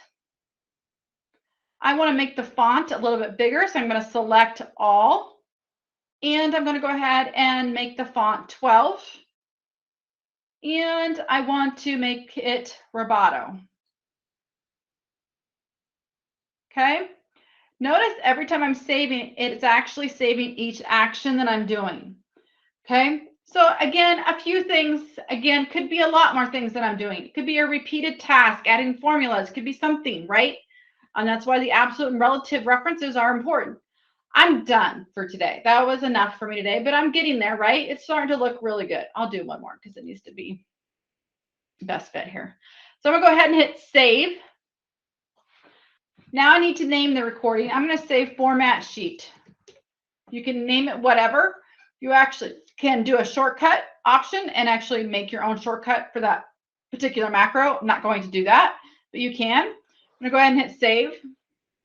Now it's saving a new macro. Now what I've done to actually show you how this works is you should, if I remember if I did this right, in the hamburger, you should have in the hamburger, I have a hidden sheet there for you. So we can actually see how this macro works. So it's very similar to this. You're not going to see the changes if it's the same sheet, right? So I'm going to go ahead and click sample macro,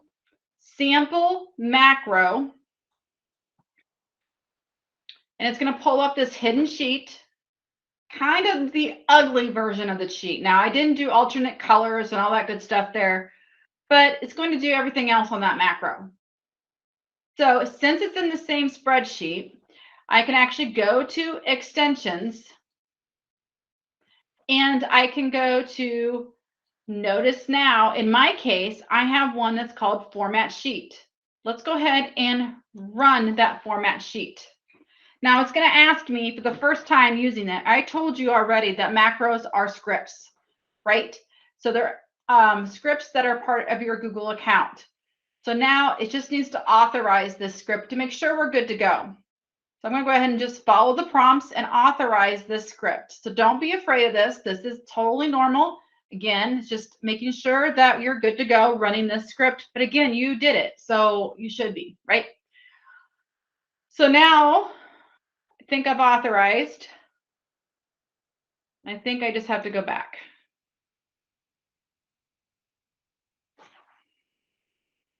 Now it's running.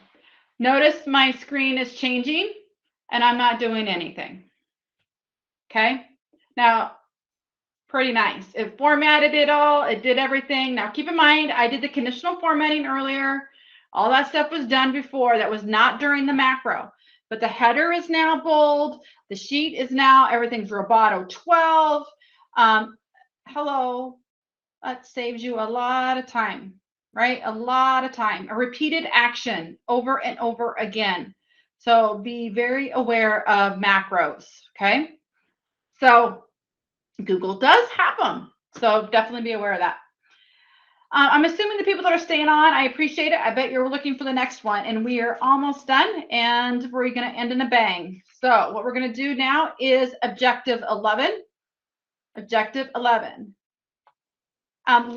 We're going to actually create a objective 11 is let's import range and query. So these are probably my two favorite formulas that I use.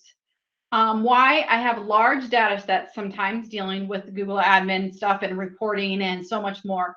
And I am trying to parse out the data. I only want the user email and how many docs do they have. But now this sheet that I got has everything under the sun. I don't need all that information. And neither does my report need to see that.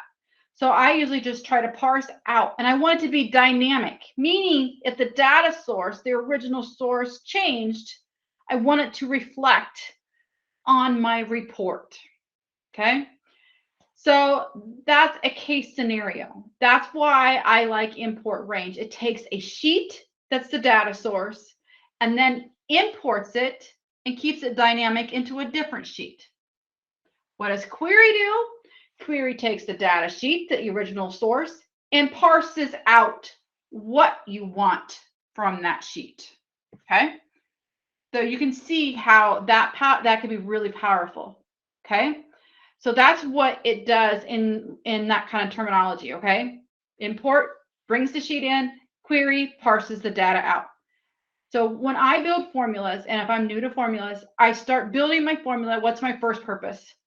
Then what's my second purpose? What's my third purpose? And then the formula is being tested each time I keep adding to that formula. That is good practice. And I recommend that, and we're going to practice that next. Okay. So what we're going to do is we're going to import the agency sheet into a new sheet.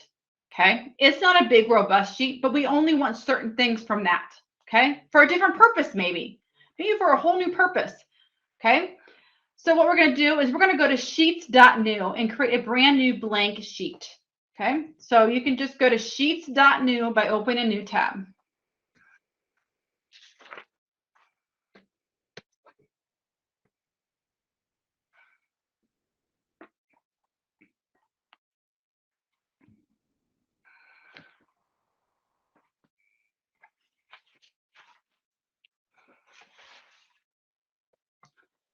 All right. So in what we're doing is our particular original data source is the one that we've been working on all day long, right? All day long, we've been working on this data source. And what our goal is, we're going to focus on the particular sheet in this spreadsheet is agency sheet. That's the one we're going to focus on at this current time. We're going to focus on this sheet because this is our original sheet, and we want to bring this into another into another sheet for some reason, right? So that's our first goal. Our first goal is just to import this sheet into another sheet, but keep it dynamic, okay?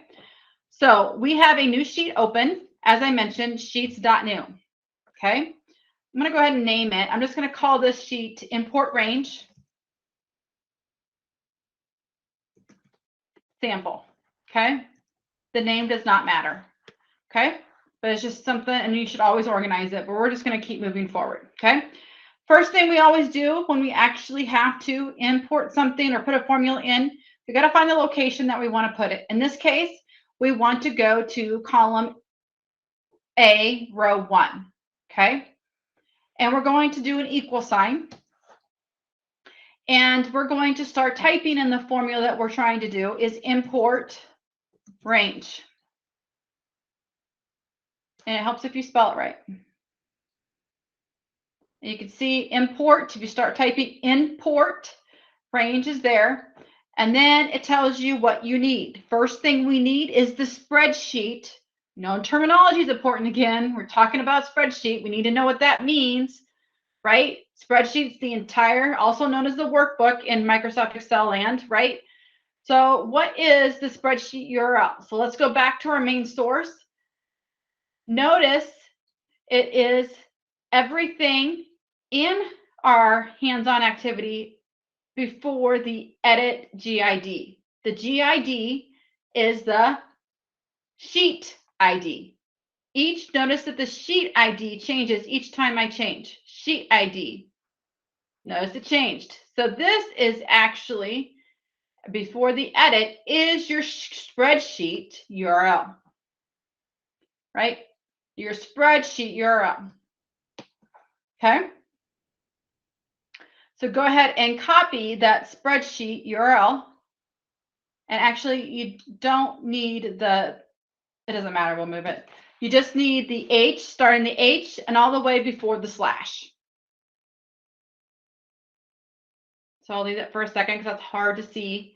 But again, I do want to remind you in the Google Doc, as I navigate to the Google Doc, there is an example there. So you can pretty much copy this and then remove and put your own in there. That's always a good way to start your bin of formulas. So I'm going to go ahead and go back to my import range sample spreadsheet, and I'm going to follow the sample. I'm going to start with the quotes because I know that it needs a quote, and I'm going to go ahead and hit Control D because I copied that earlier, and I'm going to go ahead and use quotes again. Now, and then I'm going to do comma.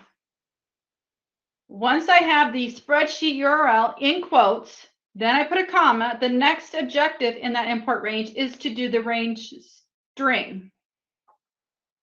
So that is actually, in that definition, is the spreadsheet name. Okay. So what's the spreadsheet name in this case? So let's go back to our original source.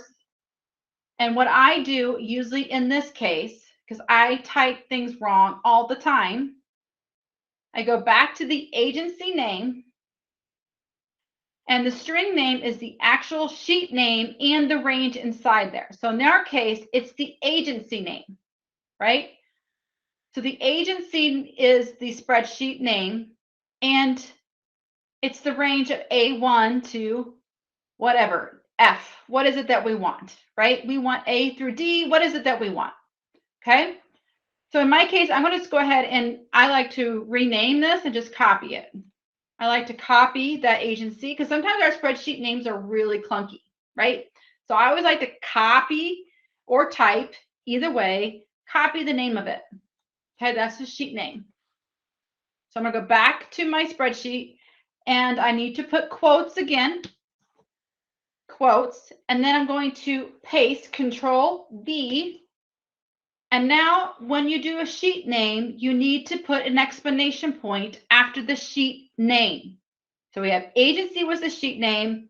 Now an exclamation point to finish the knowing. It gives Google knowing that that's the end of the sheet name. And what was the range again? Well, let's just cheat again. Let's do A:, F. We know we want everything from column A all the way through column F. So A:, F. We're almost done. Quotation, close it with the parenthesis, hit enter. And we hope that it works. Now, if you get an error message, this one's okay, but if you get any other error message, first thing I would do is make sure that you have all the quotations where you need to have them. And if you're still struggling, best practice then, I would go back, not best practice, but to good practice anyway, is to go back to Objective 11 in the Google Doc, copy the sample that I have in there, and then fill in the blanks from what I just did, right? Now, if you received this error message, you're not going to panic. You did it right. If you get something else, you need to go back and check. But this error message is to, do you want to connect these sheets? The answer is yes, you do want to connect these sheets. Go ahead and allow access. Voila. You have now imported all that information in there. Now, it isn't perfect because some of it's like the checklist is true and false and so on.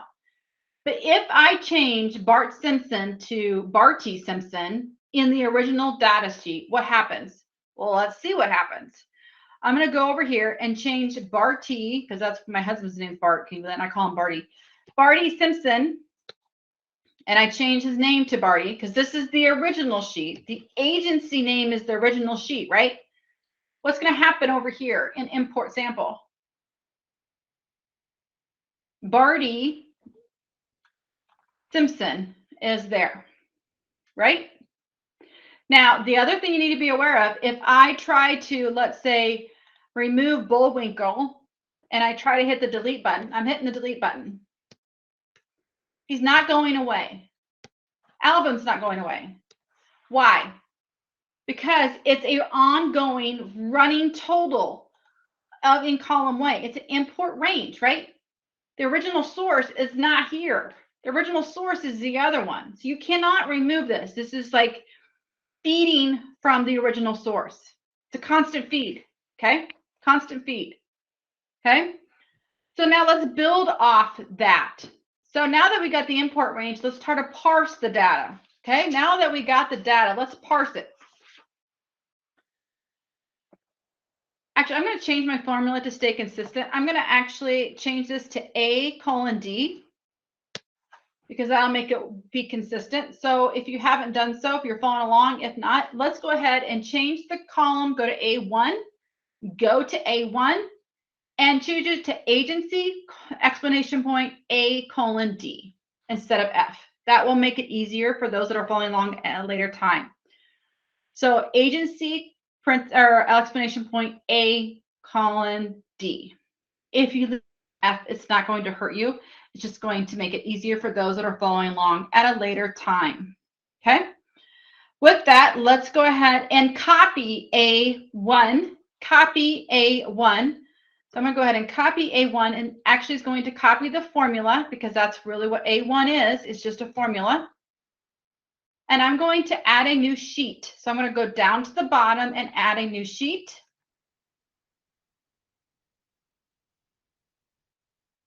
And I'm going to go to A1 in sheet 2 and paste that in there. And I need to add an equal sign before that. We know that by now. Equal sign before import range, because import range, so it should be equal sign, import range, as by now we know we need an equal sign before formula. No, Jessica. Equal sign equals import range. So let me go back to this. Equal sign, import range. Awesome. We know that this formula works, right? So now I'm going to build off of it. So now we're going to ask ourselves, what is it that we want this time? I want to see column 1, column 2, and column 3. I do not need the agency name in this one. So column 1 is A. Column B is first name. Column C is last name. That's all I want to see. I want to parse out the data. So I'm going to, before the import range, I'm going to type in the word query. So I'm going to type in query. And now I'm going to put the parenthesis before the import. So now I'm building a formula with multiple functions. So query, parenthesis, import range. So now the import range formula is good to go. So now I need to go at the end of the parenthesis. And now it's asking me, what is it that I want to do? Well, in this case, I want to select is the key word. Select column 1, 2, and 3. So I'm going to type in a comma to go to the next portion of this formula. Select with quotes around it, capital select. And what is it that I want? I want column 1, 2, and 3. So column 1, COL 1, comma, COL 2, comma, no space, COL 3. Close with quotes and a parenthesis. So what we've done is we're telling the query to parse the data. I need to select column 1, column 2, and column 3. Column 1 is A, 2, and 3 because that is our query. Our data is the import range, right? So I'm going to go ahead and enter. And now we've just parsed the data to just only select username, first name, and last name. Okay. You can use query multiple ways. This is just an example of that. Let's add it one more time. This time we're only looking at that same data, but only where the first name equals Charlie, like Charlie Brown. I just want to, where is something that's got Charlie in this data set? This is one of the many ways you can do this. So we already know we've got this portion of the formula set, and we're learning formulas. So we're going to make sure we just keep building, and we're going to keep learning. So I'm just going to go ahead and copy that formula. And I'm just going to keep building. You can continue building off your own, but this is just a way for you, that's right, build your own formula set. So with that, we're going to go to A1, excuse me, and I'm going to paste that formula in there because we know it works. It's got the equal sign, but now we're going to build off of it. So put your cursor after select or after column 3.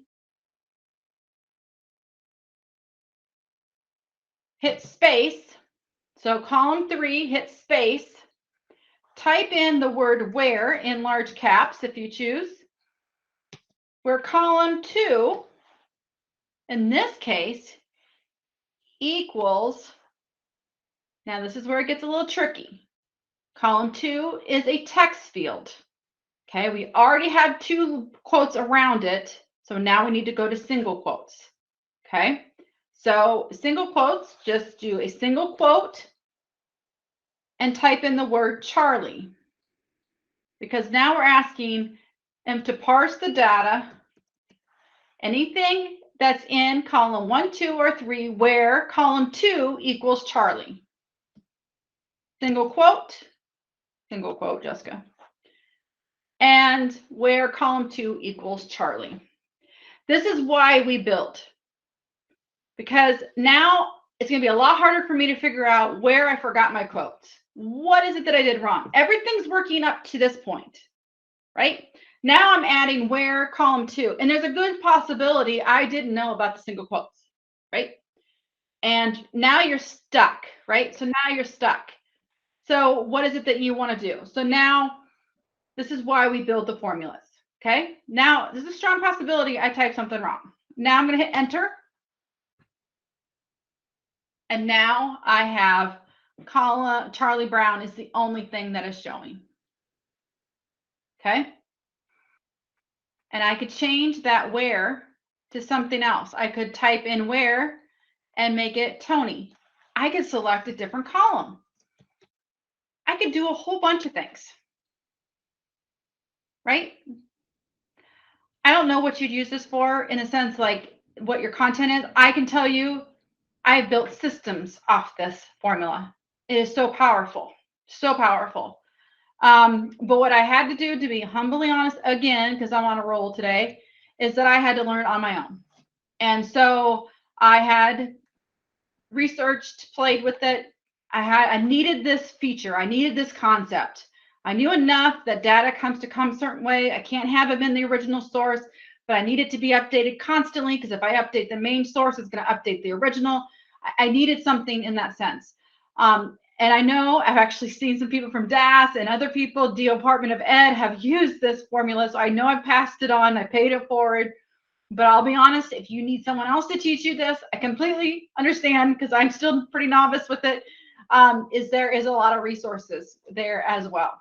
And I took the time to put the good ones that I found. So you can Google one thing and you get 6 different things, but those are ones that I had to learn from. So please make sure. And also, this is where I want you to take the time to copy and paste and start messing with it. Now that you kind of have basic, use that spreadsheet, the 2 spreadsheets you have now, and mess with it and really dive into it. Like, okay, now I want to see how I can just get the Department of Ed to show. Whereas, wonder if you try to do a date range, add a date range column in there. That's a tricky one. I've done that one. So just think about it and learn. And now you have a strong data set to mess with.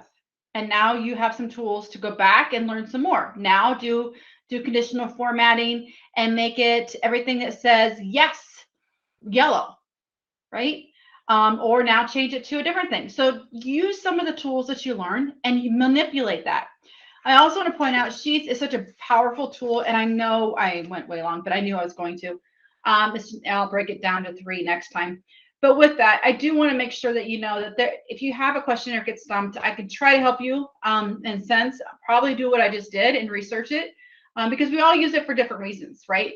But my goal in this training series is for you to learn the basics and the sense of, oh, that's what that is. Oh, I want to manipulate the data. I'm going to try slicers and filters, and I'm going to avoid sorting, and I'm going to use filter views, right? Oh, I really liked those charts. Oh, I'm going to publish that into my slides, right? Oh, I'm going to make my own dashboard. Oh, I'm going to, that's right, bring 2 data sheets together by using Vlookup or index, which we did not go over, or match, because there's a whole bunch of functions you can go over. So now that you kind of have the basics and the concept of all the tools that it has. With that, I apologize for going long. And for those that stayed on, I'm kudos to you. I appreciate it. That is a lifetime mindset, and I'm very appreciative for you doing that. So if you need any extra help, you got my attention. So with that, thank you so much for all your hard work and have a great day.